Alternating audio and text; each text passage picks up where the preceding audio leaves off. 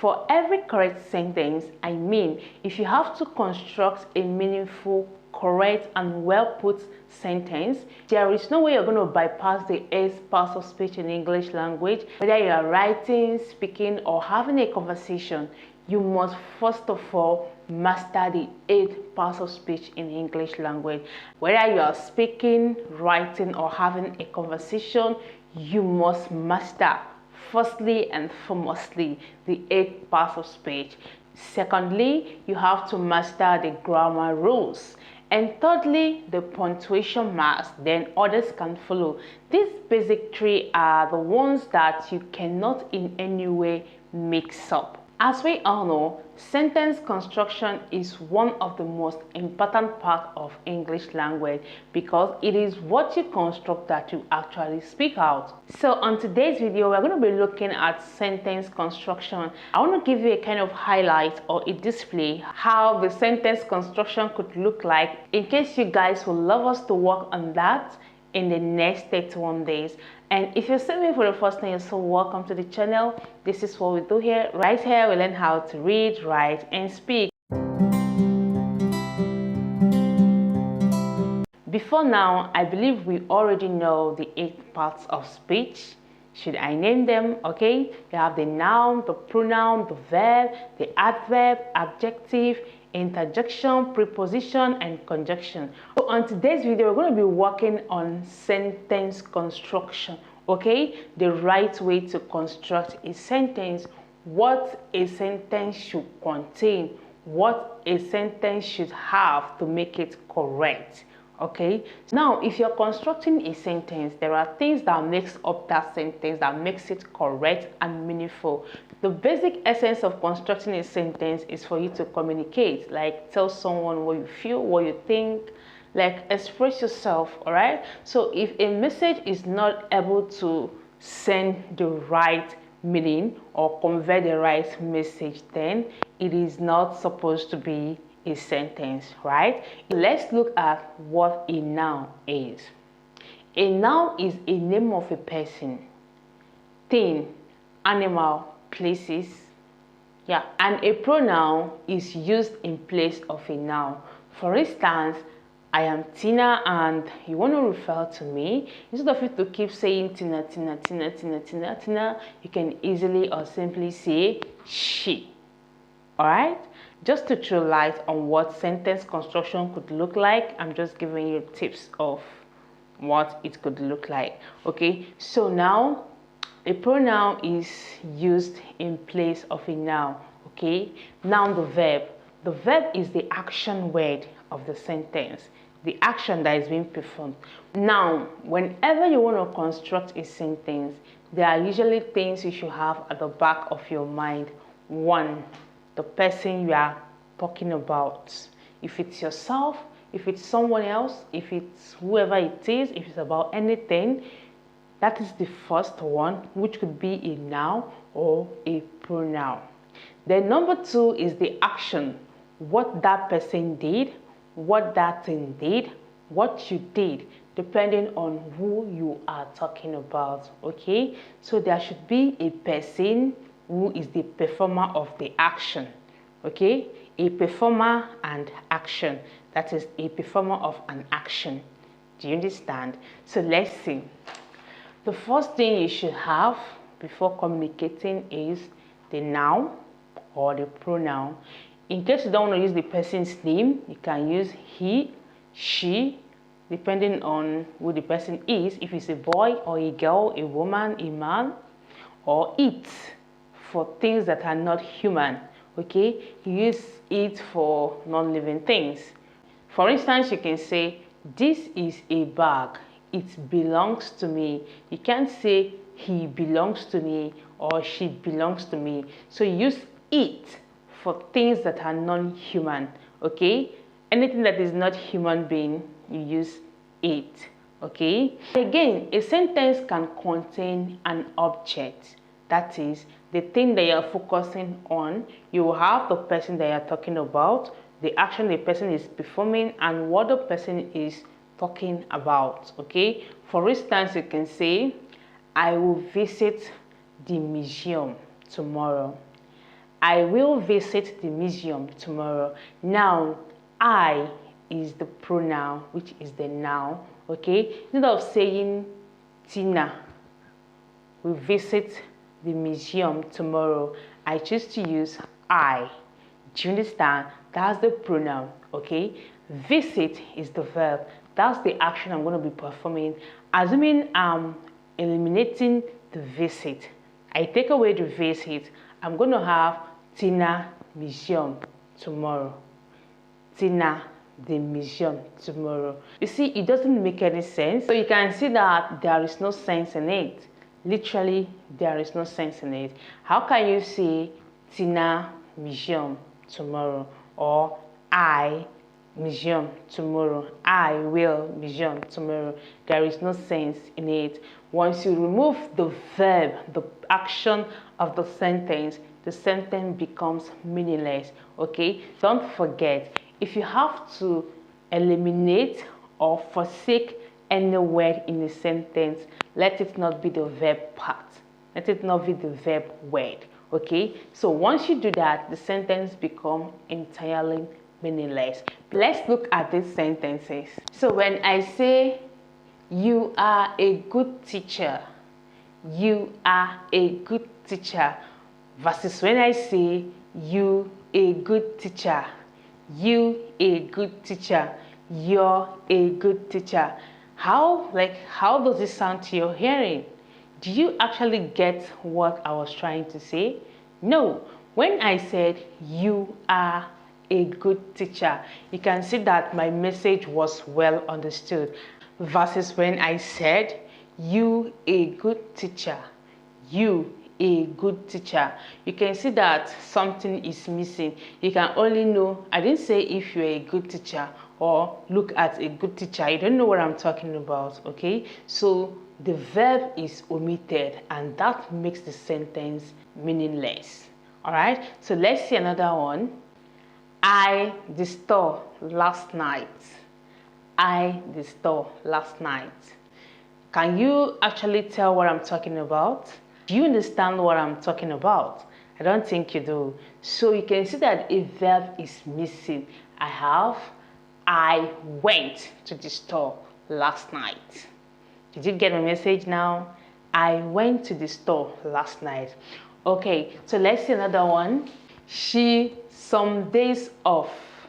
She some days off. Do you know what I'm talking about? Did you get my gist? No, you don't. She took some days off. She took some days off. Don't forget, a verb is the action part, the action word of a sentence.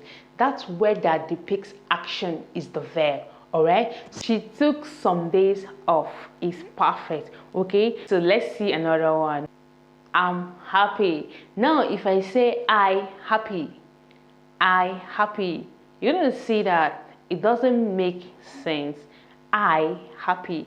I don't know if I'm telling you I was happy. That is, I used to be happy, or I will be happy maybe in the future, or maybe I am happy right now, because the verb there was missing. But when I say I am happy, that tells you that I am happy at the moment, like right now I am happy. Okay, so another one. The dress is expensive. The dress is expensive. You can quickly understand that I'm talking about a dress and it is equally expensive. Okay, now when I remove the is there, the dress expensive, the dress expensive, you can see that the meaning is actually not well conveyed. Okay, she abnormals sometimes. She abnormals sometimes. She abnormal sometimes. She behaves abnormal sometimes. She behaves abnormal sometimes. Another one, everyone to improve themselves. Everyone to improve themselves. Everyone wants to improve themselves. Everyone wants to improve themselves. That is the verb calling. Another one. The bride at her beautiful self in the mirror. The bride at her beautiful self in the mirror. The bride was staring at her beautiful self in the mirror. The bride was staring at her beautiful self in the mirror. You can see how it makes sense. Let's see another one. Sophia French friendly. Sophia French friendly. Sophia speaks French fluently. Sophia speaks French fluently. You see how it makes sense? Let's see another one. The cup by him. The cup by him. The cup was broken by him. The cup was broken by him. I can English but not French. I can English but not French. I can speak English but not French.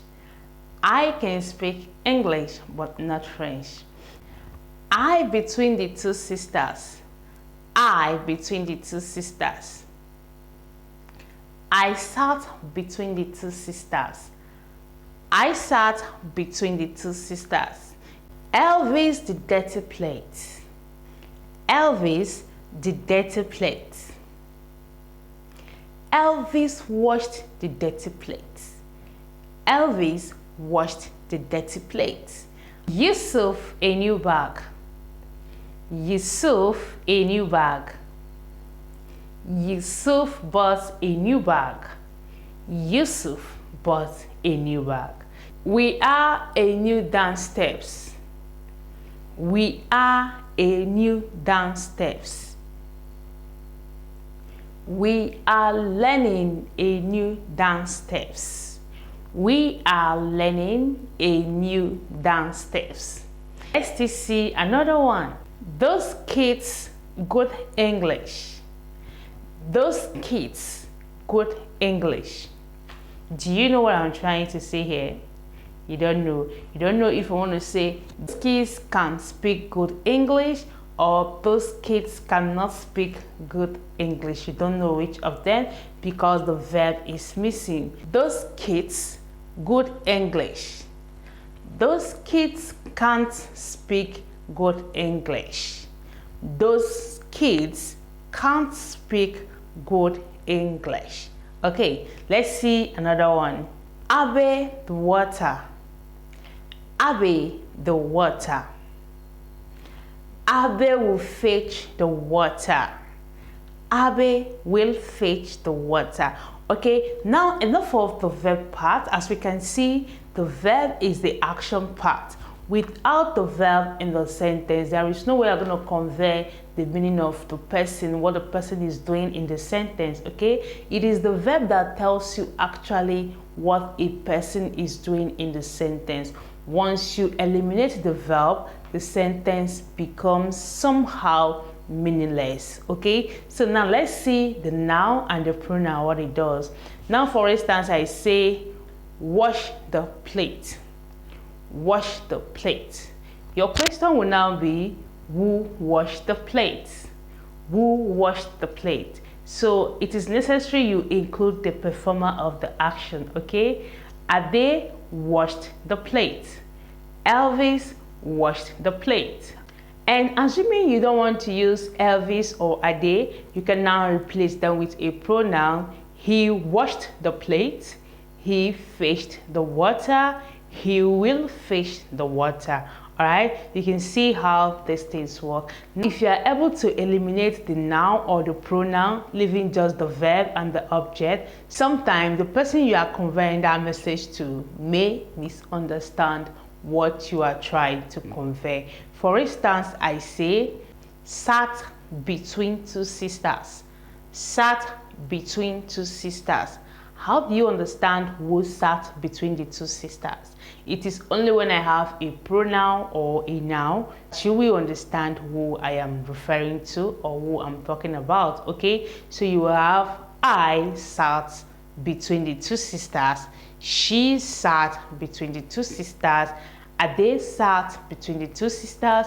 Elvis sat between the two sisters. Okay, so the noun or the pronoun will aid you to know who is the performer of the action.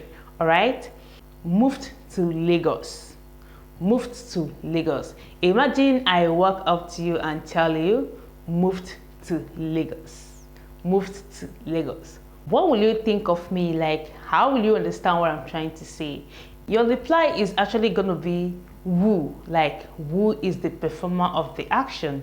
Who moved to Lagos? I now say I moved to Lagos, okay? Or Ade moved to Lagos, Alex moved to Lagos, Elvis moved to Lagos, okay? So you can see how it works. The noun, the pronoun, the verb, they work hand in hand to convey a meaningful message. All right, so you can skip the adverb, you can skip an adjective, but you can't skip a verb in a sentence, because it's only that verb that tells you the action in the sentence. It tells what is happening in the sentence. All right, so this is a tip of what our sentence construction could look like. In case you're interested, don't forget to drop the comment in the comment section so we could work on that in the next 31 days. Don't forget, if you fail to comment in the comment section, your opinion may not be counted. You know, majority will carry the vote. Okay, so make sure to drop a comment in the comment section on which you want us to work on. Okay, so our journey date has actually been shifted. It has been changed due to certain reasons. So we're no longer starting on the 15th, we are moving it to the 25th day of this month, the 25th day of October. So get ready. If you find what we do here interesting, you can actually join the family simply by subscribing. And don't forget, when you do, turn on your notification bell. In that way you get notified whenever I post a new video. And if you're my returning subscriber, thank you for stopping by today. This is going to be calling short for today's video. Don't forget, make your choice in the comment section. Indicate which you want. Majority definitely is gonna carry the vote. Don't forget to stay safe, and bye for now.